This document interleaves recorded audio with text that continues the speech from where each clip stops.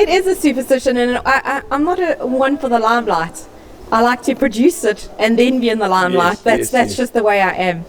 Absolutely. So I've been like that for years. I'd rather produce the goods first and then chat about it afterwards. But I don't like to be in the limelight before the race. But that's not superstition. That's just you. That's just me. Yeah, well, that's I am superstitious. I'll never walk in front of a horse in the parade ring.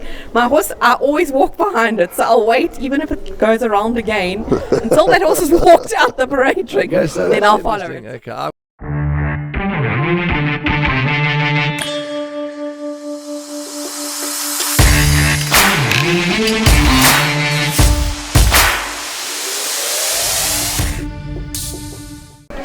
Welcome to another edition of In the Box Seat with Bushy, Andrew Harrison, and Grumpy, let me tell you. Myself, Warren Lenferno. I'm happy. I'm just wearing a golf shirt that's about 9 sizes too big for me, but it's cool. And our very special guest today is recent birthday lady, bang-in form trainer, Wendy Whitehead, affectionately known as Cookie. Wendy, how are you? Very good, thanks, and you guys? First of all, happy birthday for yesterday, and what a lovely birthday present you had, a first and a third. Absolutely, and a second. I had a first, second, and a third. It was a great day. I thought we were going to win the second race. We got pipped on the post, so it was a great day's racing. I was so pleased with the horses. Let's quickly talk about Giambattista before I come and rattle your cage. Thanks for also talking to us on air, and we're just trying to do one or two things differently at the races to make the TV production better than it already is. And you were saying he's just still a bit green and he's just learning, but wow, he's giving Kelly Haddon and all the partners good fun. Absolutely. We got him from Lee Scribanti, and we put him together, and he's just given us so much fun, this horse. Mr. Scribanti also said yesterday, we are so close to winning. But you know what? He's run 4 seconds now, and you can't grumble about that. He's still a little bit green, this horse, and as he came into the straight yesterday, he just rolled around a little bit, being in front, and he really finished his race well when that horse actually challenged him. So he's going to win pretty shortly, and I think he'll probably thrive in a 1600, so we'll step him up as he goes along, but he's just taking too much of a hold in the races at the moment, and that's just greenness. I can't help but get the feeling that he's a type of horse that I think when he does win, he's going to go on and win a couple more. I think he looks to be Absolutely. A nice, exciting, I don't want to say exciting, he looks to be a good handicapping type in the Absolutely, making. And he's such a nice horse. I think as he goes along and gets gelded as well, I think we'll see the better of him as he gets gelded as well. Talking about gelding, Grumpy. Well, geld you. Where's your microphone? Oh, you've got your microphone. Yeah. Oh, you've gone up in the world, eh? Yeah, boy. Sure, look at that flash, eh? Why are you so grumpy today? It's hot, it's very hot. It's hot and we're late. And I've got work to do.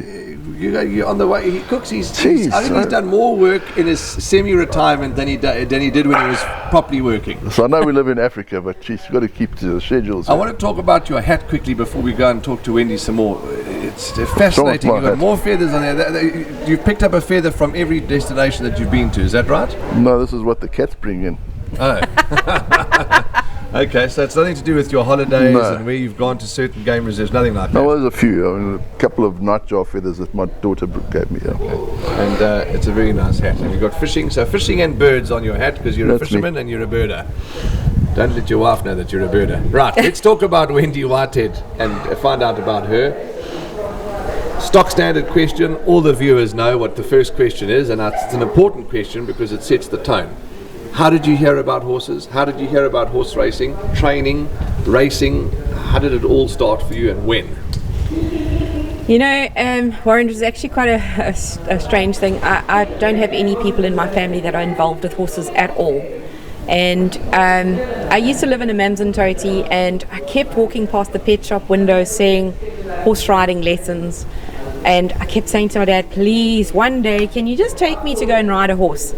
And just before my birthday, he said to me, okay, come on, let's go. So we went to a riding school up the road from where we lived. And funny enough, there was a chap called Dave Salmon.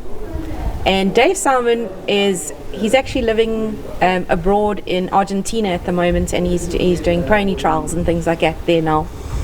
And he introduced me into riding horses.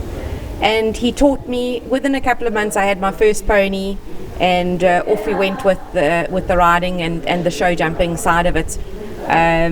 It's quite the reason I'm telling you about Dave is he's a great fan of mine now, and he always sends messages and things, and if he comes to South Africa he's always shouting on the outside of the parade rig. It's just such an amazing thing.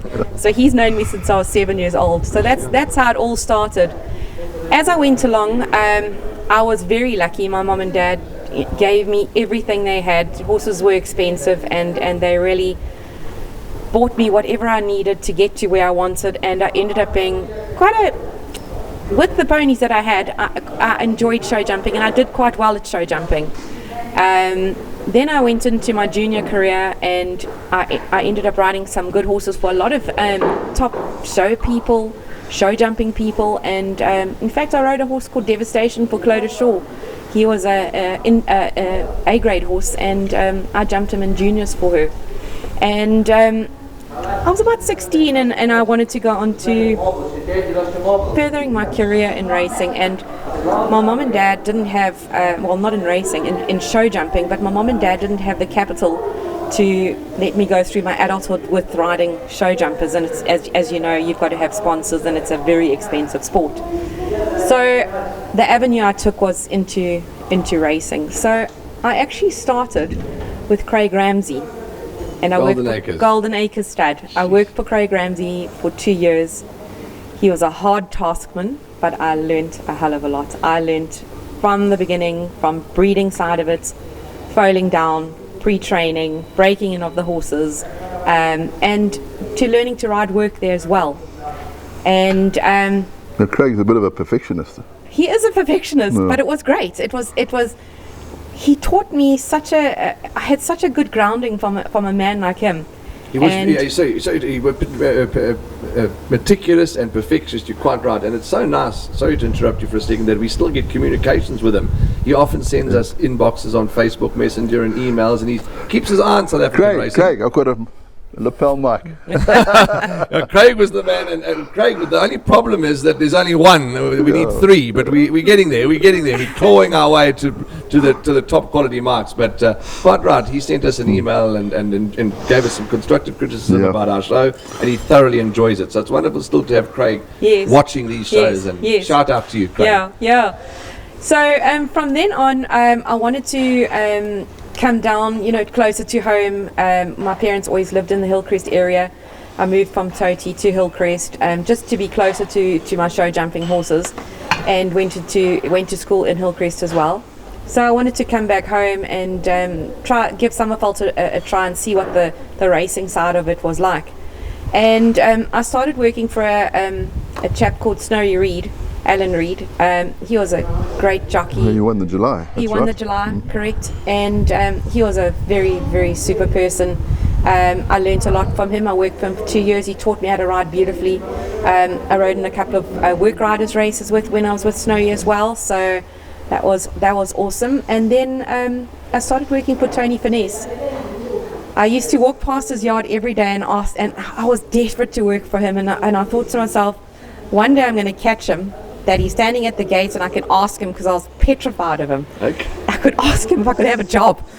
Anyway, he walked out as I'm peering in the door, I saw him open the door right there as I walked in, as I was peering in, and he's like, "Can I help you?" And I'd like a job. And he said, "Go back and come back in 48 hours later, and I'll let you know." I was like, "Okay."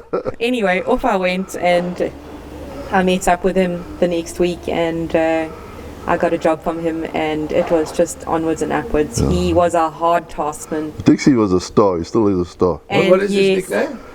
No, it's AD Finesse. Oh, so you call it Dixie? Dixon's his second name. Correct. Dixie. Yes. Okay, Dixie. Yes. Okay. Yeah, him and Margot live in Hillcrest, and I see them every now and again. They popped up a couple of months ago up to the horses and came and had a look. But yeah, so I worked for him for 11 years. He used to go down to Cape Town for the seasons, and then I ran the show up here for them. And then just out the blue one day he said to me, "I'm going to retire at the end of the month." It was in the middle of the month, and I was like, "Oh my gosh, what am I going to do?" Anyway, I spoke to Dr. Labuschagne, Matthew McGilligan, Tony Steeble, all those old stalwarts in racing. So and Tony they said, Steebles he's in a retirement village where my aunt is in Umhlanga, and yeah, what a man, Tony Steebles. All those gentlemen. Matthew McGilligan, Richard McGilligan. I mean, lovely. I was so blessed and lucky to have worked with people like that, you know, owned horses. And Dr. Labuschagne said to me, "You've got nothing to lose. Go for it, my girl." And that's what we did. And we built the string up. And Duncan actually joined me. I think after about 2 years I'd been training. I started training in 2001, and Duncan joined me for a couple of years, and we opened up a yard in Joburg. So we trained at Turpentine in the beginning, I think for about a year and a half, and then we went on to the Vaal. We trained at the Vaal for about 3 years, and we had great success up there. Had great success racing horses up there, bringing them down to Durban, racing them down in Durban with the high altitude. It's just such a big help. It was a great start for me, and it just went onwards and upwards, which I was very, very lucky about. I've got a son. He's 26 years old now. It was very hard having a child and obviously trying to train horses at the same time, but we got through everything, and my day was a hard day. It was like 4.5 hours driving in the car. I looked after my cousin Nicola. I put her through school as well, so I had Damon at junior school, Nicola at high school, and trying to run the whole yard here. It was quite hectic, but life goes on, and they've both gone on to do really, really well. I remember you also had horses at Ashburton for a short time. Correct. Duncan trained at Ashburton. It was just, we had quite a big string, and it was so much easier having horses in a different seat. It's almost like as good as a holiday. So when we sent them up to Ashburton, it was just a change of venue, and it worked really well for some of the horses. Talking about Duncan, he's obviously Damon's dad, and Correct. The two of you, have had Damon, and just you'd say he's 26 now, Wendy. Yes. Whew, I've known him and seen him when he was, just a little one. A little tot, and he's grown up certainly wonderfully under the guidance of you and Duncan. But I just want to ask you about two names that Wendy brought up there, because, and I'm not being funny, it was your era. I knew of these people, but not well. I came in late to racing. But Clodagh Shaw and Tony Furness, two names. I want you to elaborate on those two names. Well, Clodagh has been in racing all her life. I mean, horsewoman of the highest order. Absolutely. Yeah, an absolute star, and calls a spade a spade. Absolutely. Yeah. She still visits every day. Yeah, She came in here for breakfast. Yes, Fit as a fiddle. always. Yeah. She visits, and she's always keen to help, and takes the horses, rehomes the horses and things like that for us, and she was amazing. She must be, she's not a young lady anymore, but I mean, she looks like a young lady. Yeah, how old would Clodagh be? Would she be? She must be in her 70s. She must be in her 70s, yeah. absolutely. But she looks like she's in her 40s. Yeah. I'll tell you, Well, she's still going around the show jumping ring, exactly how she used to be. and Tony, and of course, Dean Latimer is Tony and Dean Latimer are good friends, and I remember when we had Johnny Carlson out when Dean was trying to start up chariot racing here. Yes. And Johnny Carlson came out from Sweden, and Dean took us to the Kruger for a weekend. We had a hell of a lot of fun. I'm sure. We weren't sober too often, but we had fun. Well, that's part of the fun, absolutely. Yeah, but Tony was a top trainer in his own right. I mean, he was really, really good. He trained for the Oppenheimers, and I think when they took his horses away, I think that's probably when he turned it up. I think it really upset him badly that. Yes, it was the string was starting to dwindle, and I think the reason he turned it up was because it was, he went out on a high note. Yes.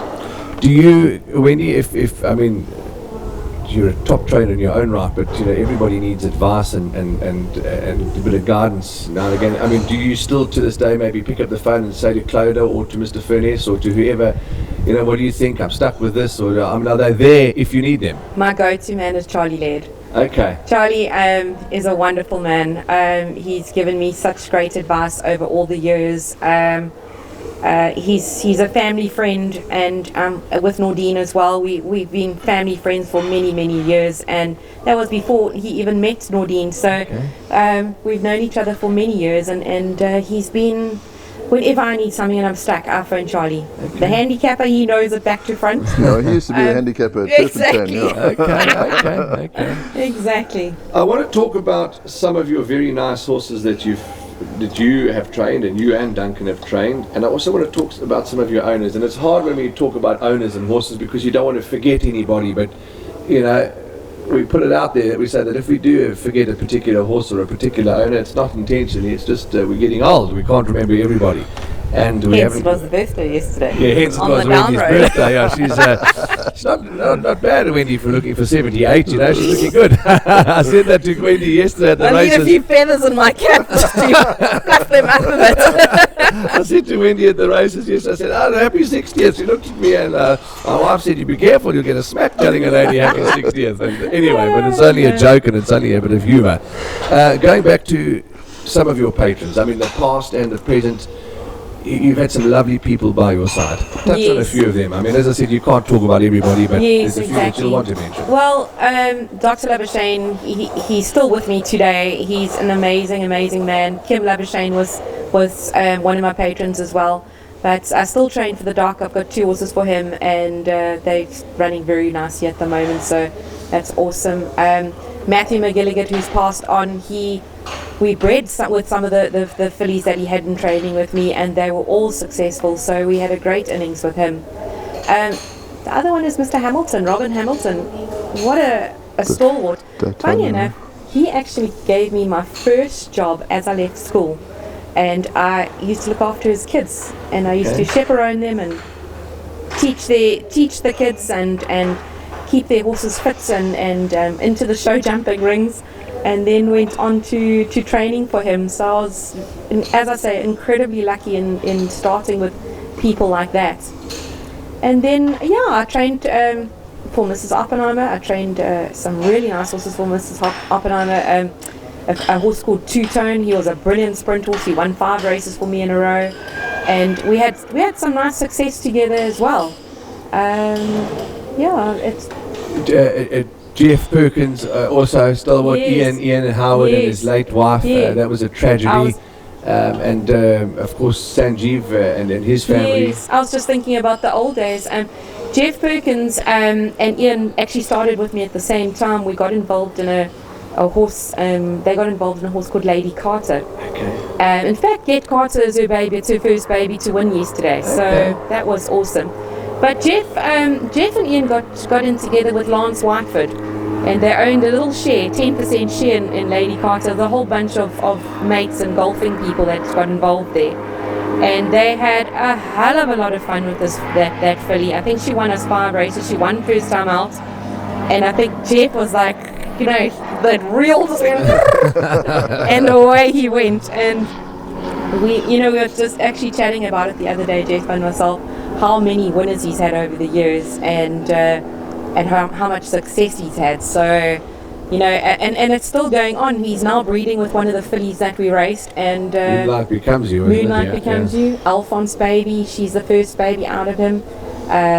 Joshua Hot Snake is the second one. He's named a couple of horses after his kids. Very clever. Joshua Hot Snake, and there was another one, I think. Stevie G. He's about to come through now. Then we've got the Queen Bee. Okay. After his wife. Alphonse Baby, that must be the Alphonse Island in Correct, the Seychelles. It is. It certainly is. And Jeff's a great man, as is Ian, as are the Ramsawaks and all these guys. Ian also the same thing is that Carla and him got involved in Lady Carter. And Carla and Ian came up every weekend with carrots for the horses. And Ian still does, to this day. He still comes up every Saturday morning, cuts up the woolies carrots and gives them to the horses. Well, my horses know when he's there, because they don't stop neighing for him and calling him.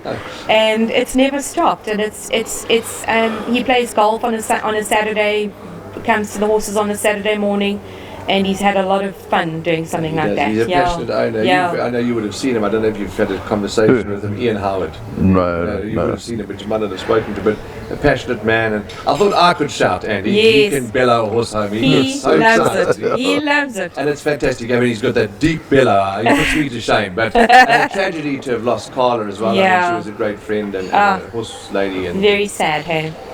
Very, very sad. let's talk about horses I mean, I've gone completely blank, so I can't give you any suggestions, but you'll get the ball rolling. So you've had some top horses. You and Duncan. Duncan trained for Caledon, that good sprinter. Param, yes. Joseph, that brilliant sprinter. Yes, Q Mattox. Q Mattox, that's Yes, it, yeah. yes. Shonda Nui. Shonda Nui, Yeah, we've, what's his name? Good Thing. He won 13 races. I trained a beautiful horse called City Edition for Mr. McGilligan. That's right. And I trained all the sisters and brothers. They were all mad as hatters, but they ran. They all gave us so much fun. You don't mind them being a little bit mad if they can run. It's when they're naughty and they don't run. Exactly. And then you can lose Naughty and slow. You lose a bit of Exactly. patience. Well, it was like you, I believe, when you were a kid. Yeah, I was always a bit slow. Yeah, and then I've got a new client in my yard, Sandy Arundel. She's got quite a few horses with me at the moment, and it's such a great adventure. We're just starting off with them. The 2-year-old, we've had two 2-year-olds run already. We've had a 5th and a 4th with the naughty boundless bash the other day. He certainly did put on a show, but he was thinking to himself, I'd love to have captured all those images, because he was thinking to himself, hang on, this is a jaw, let's have a fun, I think if you had been videoing me, you would have captured a few more images as well. Oh my God, what is going on?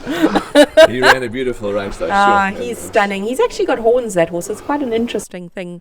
I spoke to the vet about it the other day, and they said to me it's a calcium deposit. So he's actually literally got 2 horns in the front of his head. Okay. But he's absolutely magnificent. I hope it wasn't a bloody cow that would jump the fence. Clearly it wasn't. It went a bit faster than a cow. Yes, and I was saying, whatever. I mean, it ran a good race, finishing a nice 4th on debut, so there's certainly he hasn't got any cow in him. Yes. And Sandy's got Mount Laurel. We started off with Mount Laurel, and she's given us so much fun. We just need to get a win now for Sandy. Mount Laurel ran 4th in the big race, the Garden Province on July Day. She ran out of her bracket. She ran so well. Joburg, she ran an absolute cracker on Summer Cup Day as well. And so we're just trying to get the win from her now. She ran 2nd in the Flamboyant, didn't she? Correct, she ran 2nd. Terry's, yeah, we thought we had it in the bag, and got scooped up just before the line.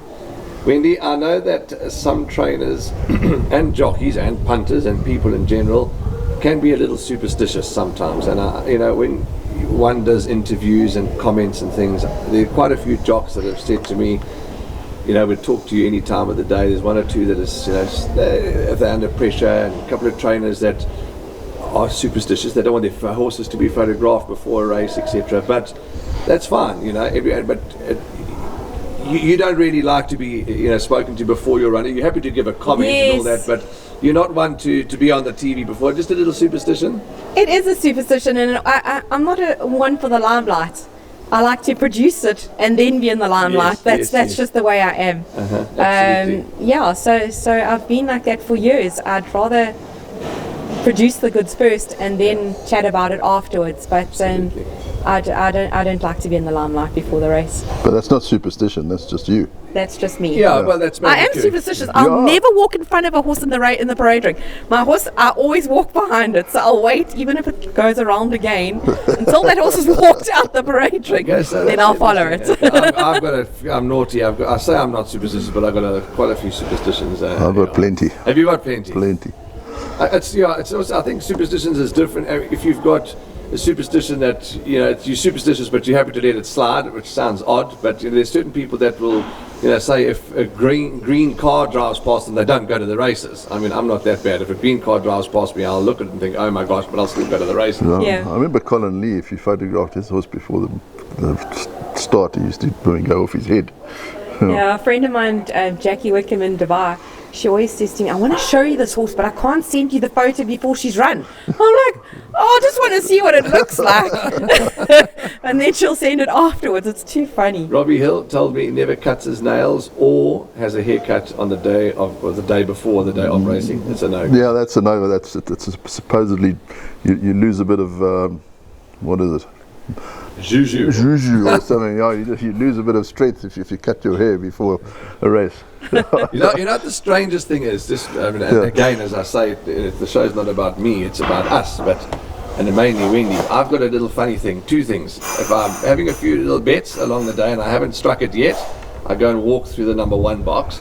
But then I think to myself, well, why are you walking through? Because you stand in it when you do the interviews for most of the races, so that really doesn't warrant much, respect. And then the other thing is I borrow money. It's a strange thing to say. If I've got money on me and I'm having a few bets and I'll go to my mate or to somebody, my wife. Well, I'm glad you don't come to me. I've never got any money. And I'll say, right, give me 100. I've got money in my pocket. I'll say, give me 100. But what do you mean? Have you looked? I said, I've got cash in me. Just give me 100.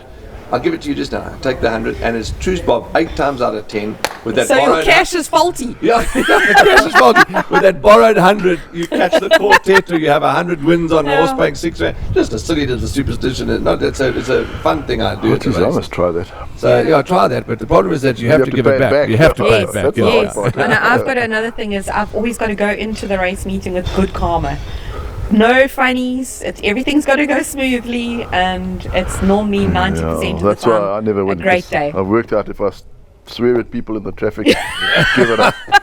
Don't even bother. My uncle, who you know well, you can do what you like. He will not give you £1 at the races. He will not take a bet for you. He will not. If you say, please do me a favour, I'm running to the Twitter, can you put 100 wins on so and so? No chance. He will not take another bet for you. And if you say, can you lend me 500? No, he won't give you 50 cents. That's his two things. But get off the race course, he'll give you 100,000 rand and you can have it with pleasure and he'll do anything for you. Yeah. But everyone's different. Because he knows you'll blow it, that's why. Wendy, let's quickly talk about what can we expect more from Wendy Whitehead? I mean, we can see the horses are so beautifully looked after, the results are there, and what are your goals? What are you looking for just to I mean, obviously everyone wants to compete at the highest level, which you have, but what can we look forward to? 2022 is going to be a good year, and what can we expect from you? 2022 is going to be a smashing year. The crop of horses that I've got now, they are amazing. I feel so blessed to walk into my yard in the morning and to have these beautiful horses. They are just, when you wake up in the morning, you want to wake up to a string like that. So that's how my horses are at the moment. So I am so lucky to have such a good team behind me. I've got 2 African gentlemen, a guy called Steve and Isaac. They my two head guys. They are my assistants. They work with me so well, and they work with all my staff as well. So I actually go into the yard in the morning. I give instructions of what I need done for the day, and it's followed out by them. So I actually don't talk to my staff at all unless it needs to be. But with those 2 guys, it makes life hard. So Isaac's just come back from holiday now, and Steve has been here while Isaac's been away. And when I come to work in the morning, I've got Lorato, my harpy, El Skinny, I can't think what his other name is, and Donovan Dillon. There's a bunch of jocks in the morning that come and ride work every single day. They work very hard, and hopefully we're going to reap the rewards with all of them. Have you, talking about jocks, any feedback on, it's just come to me, thought this can be Stewie Randall. How's he doing, old Stewie? Stewie, unfortunately, has had a second operation. He was battling to bend his knee, and he's starting to come right now, so I'm hoping he comes back to track work end of Jan, early Feb, around that sort of time. But he's sounding quite positive. His wife actually had a terrible accident on Christmas Day. She went, why? God only knows.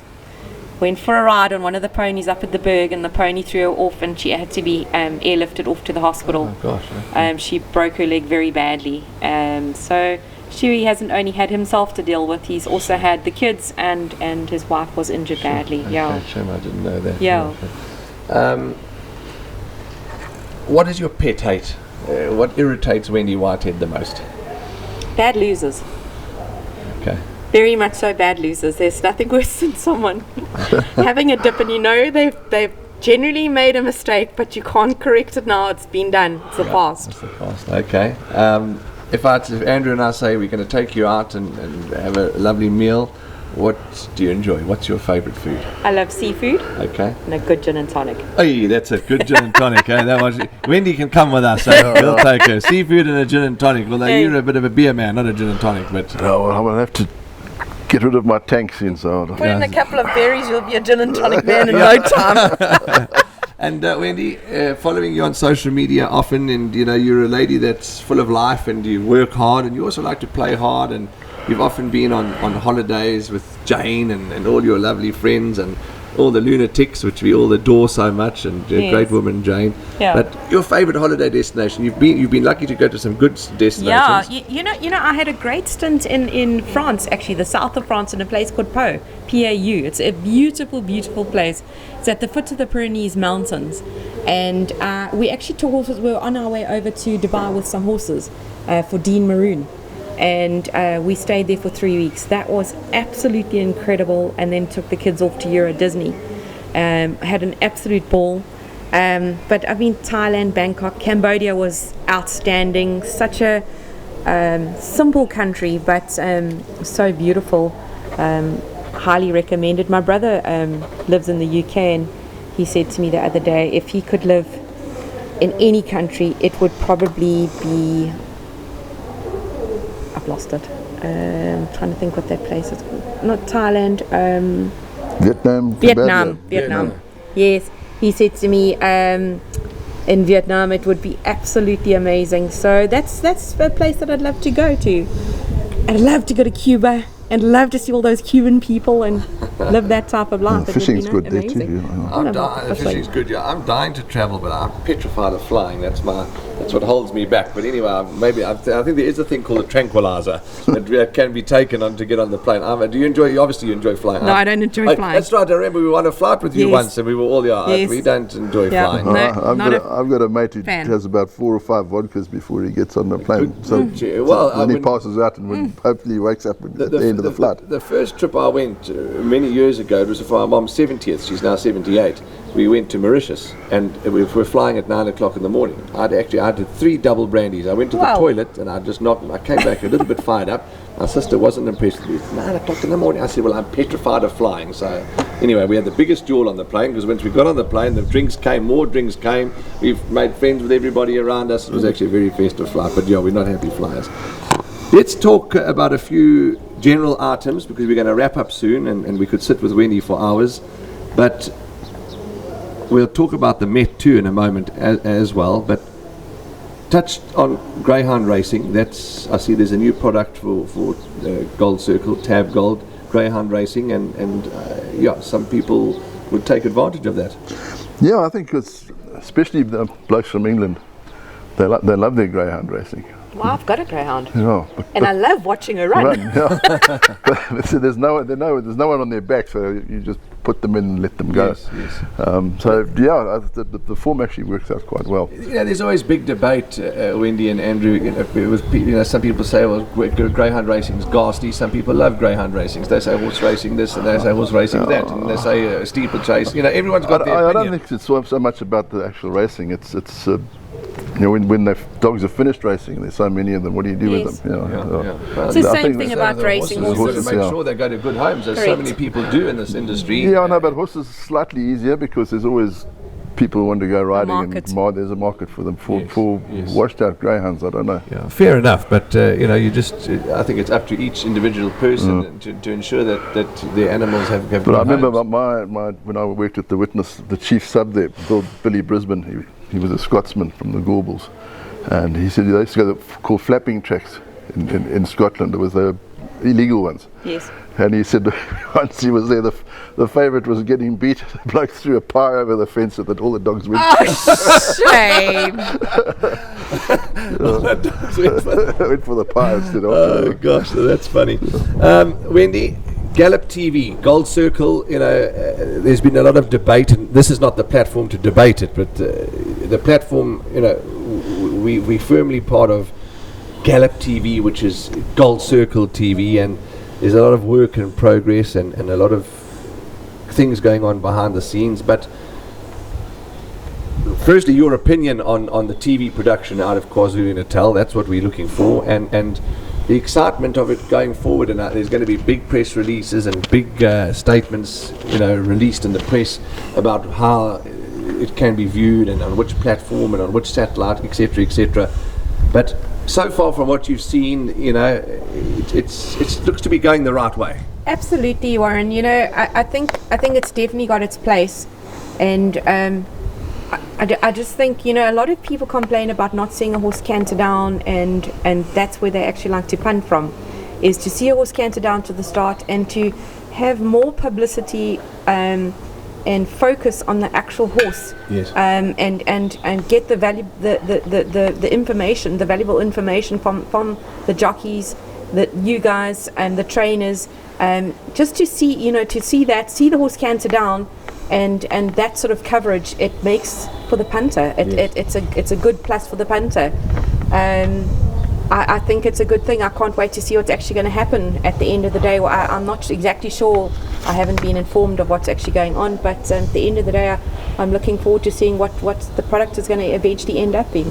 Yeah, it is. It's in the you were unfortunately absent at the recent meeting, but at the meeting that we had, there's good news coming, and there's a lot of work in progress. Because you're right, we need to get as much information. Whether it be, whether the result of the information is successful or not, well, that we've got no hold over. But to try and get as many, we've tried a few things, a lot of interviews. Sheldon and the team are up to getting interviews. And thought you obviously can't get a comment on every runner from every trainer. It's impossible. Yeah. But that kind of thing, and as you say, canter pass. Yesterday we tried, we selected a few horses and we replayed the canter pass. And those sort of things I think do help. For me, if I'm not racing, I'm sitting at home and let's say we're going to be watching the Met this weekend, I love to see the horses canter past. I can pick a horse cantering past, and I'll have my few bob on that horse purely because it went down so well. So it's so important to first of all get those horses in number order and on their way down to the start, and to see those horses moving out, how they're moving.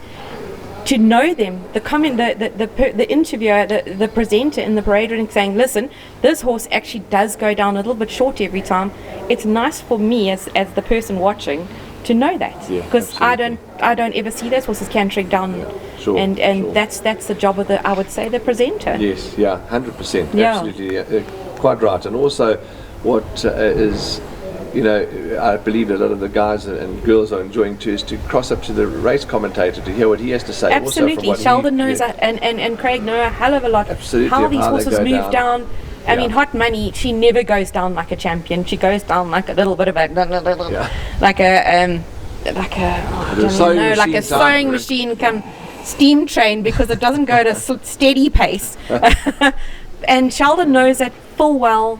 Donovan knows it full well. And he knows to warm her up at the start, and just that little valuable information saying Donovan's warming that horse up today, or Craig is warming that horse up today, and to get the best out of it, so what you actually there was it was a hot day. A lot of the horses get that sweat and that foam between their hind legs, and we mentioned that it's obviously not an ideal thing, but there's sweat, it's hot, it is a hot day. Don't need to put you off too hot. And some of the trainers spray the horses down with water, so it's not really sweat. Most of you absolutely all do.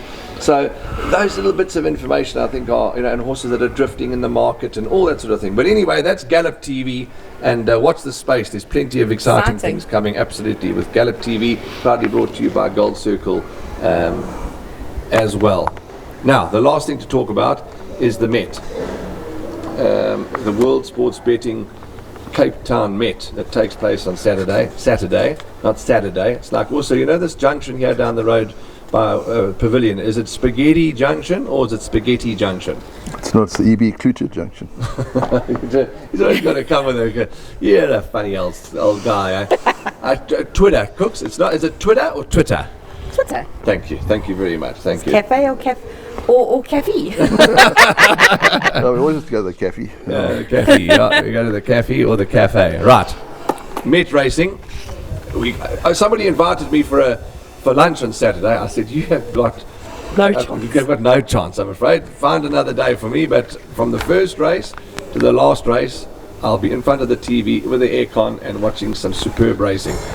Do you have a horse that you'll be following in the Met? There's so many good horses there. Double Superlative, there's Jet Dark, there's a whole host of them. Well, I really like Double Superlative. I spoke to Anton the other day, and he's getting his weight down to ride the 54 kgs, and he just said to me, Wings, he's a top horse. And he said, you know, when you ride him, he just said to me, he's what a racehorse feels like. So that's why he's riding that horse at 54 kgs. I love Commetadin. I think he's such a good horse. You can't leave Do It Again. He's my old favorite. I'll never ever leave him out. Vaughan Marshall's got a super strong hand in there as well. Linebacker. Yeah, so and Jet Dark, I mean, he's done nothing wrong. He's absolutely phenomenal in Cape Town. Talking to Simanga Kumala yesterday, and there's a photograph that was taken with Simanga and I. He's just such a lovely, bubbly person, and he's got that whoop whoop, and everybody bling bling, yeah, different class. And while walking to the car after races yesterday, I said, excited for the weekend. He said, how can I not be? He said, I've ridden Jet Dark twice, yes, unbeaten, both in a Group 1. He said, I've got to be confident, and he's right. He's got to be confident. Yeah. And Tony Riverland yesterday as well, when I asked him what he liked for the Met, he said Jet Dark. So it's going to be a good race. Comedy Ding. I also am narrowly in the camp of Comedy Ding, but of course, you take cover bets, you take swingers, you take quartets, but yeah, if I had a gun to my head, I'm in Comedy Ding's camp. I'm shouting for Rocking Ringo. I just like the name. But also, too, how wonderful it would be for those connections and Pete Buerta. I mean, yes, exactly. Sure. Just to have a runner in that race. Absolutely. It's mind blowing. It's unbelievable. Absolutely. Hood-Spraits come well at the right time too, and romped home last time, so it's going to be a humdinger. There's plenty of other racing on the day. Captain's Ransom, Rio Carrari, they're all there. I mean, I'm not naming everybody. Well, it's going to be a Snaith benefit. I see he's got 50-something runners again. Well, he wants to give himself the best chance of winning races, which is fantastic. That's all, Wendy. As I said, we haven't got time and we're all melting out here, but thank you for your time and thanks for always being happy and bubbly and always receiving the media. And although we know that you're a little superstitious, and often when I go through the race card, I said, I must go and interview Wendy. And no, okay, I will speak to Wendy on the side. And it's much better. But and that's great. And Com now is the same. I go to Ashburton with the team, and Com says, keep walking. Go past me, and that's great. You've got to respect everyone's choices. But thank you, and well done. Keep the winners coming in. Thank you. We look forward to 2022, and we just wish you all the very best, and most importantly, that big, broad smile, and we enjoy it. Thank you very much. Anything else to add? Are you okay? We're going down to the office now to do a few things. I'm done. You're done. Yeah. Well done. Well done. Well done. Not medium rare. I'm hitting medium rare at the moment. For all of us at the In the Box Seat podcast, it's been wonderful sitting and chatting with Wendy. We could sit here all day, as I always say, but we haven't got the time to do that. We hope you enjoyed our show. As always, thank you for supporting us. And through this podcast, you've heard some fabulous names of the old-time racing, if I can use that term. The Labuschagne family, the Clodagh Shaw, Clodagh Shaw, blank. Clodagh Shaw, Tony Furness, and for those of you, and Tony Steeble, and for those of you that remember those doyens of the game, and share your story with us. Tell us about them in the comment section. And of course, for those that are a bit younger, maybe you've backed one of Wendy's horses and she's made you rich. And sadly, you might have backed one of her horses and she's made you poor, but that's racing. Why don't you just stick a cork in it? Wendy's burning here. Okay, Wendy's burning. I just want you to comment and I want you to subscribe and I want you to like our podcast. Sorry, Wendy, your one arm will be burnt and the other one will not be burnt. But have fun, be safe, and I will deal with Andrew Harrison afterwards. See you in the number 1 box.